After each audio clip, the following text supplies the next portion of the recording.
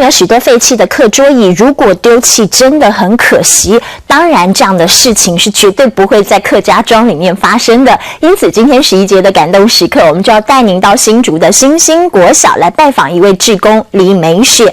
李美雪呢，她就教小朋友利用客家花布来装点，让整个课桌椅全部换新装。因为身处客家庄，李美雪就希望教小朋友用客家花布来培养美感，也能够借此彰显爱物惜物的客家精神。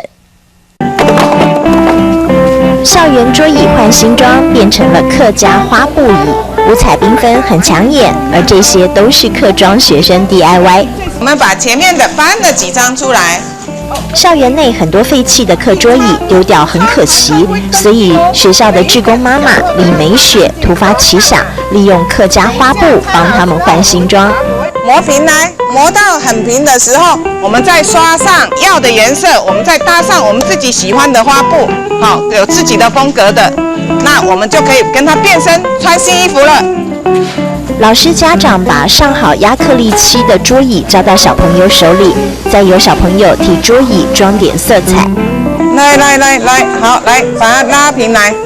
大红牡丹色彩很鲜艳，李美雪说希望用亮丽的花色培养学生的美感。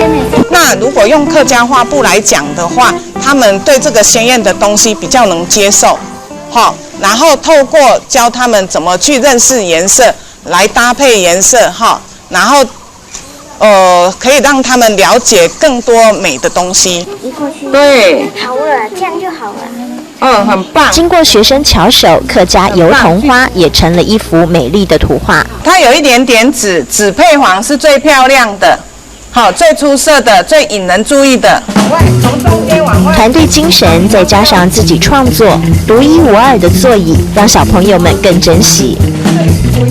放在太阳底下晒干，再上一层亮光漆，它就成为学校接待贵宾的贵宾椅。客家花布跟环保结合，然后产出新的作品。小朋友如果看到这样的成品是他们自己亲手做出来的，而且非常的特殊，也有我们客家的文化跟风味，那他们会非常的有成就感。小朋友常常抢着做，李美雪说希望以后有机会能把所有的课桌椅都换新装，让大家爱上客家花布，也能够更认同客家文化。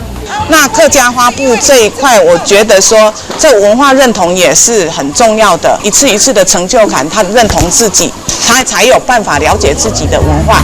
废物利用是爱物惜物的客家精神，志工李美雪慢工出细活，让原本要进垃圾车的桌椅都有了新生命，也带领学生走进客家花布的缤纷世界。客家花布的艳丽使风焕新生，油桐花的纯白让颓圮重启。客庄里的孩子学习客家勤俭的心，抢救废弃课桌椅，拥抱焕然一新的感动时刻。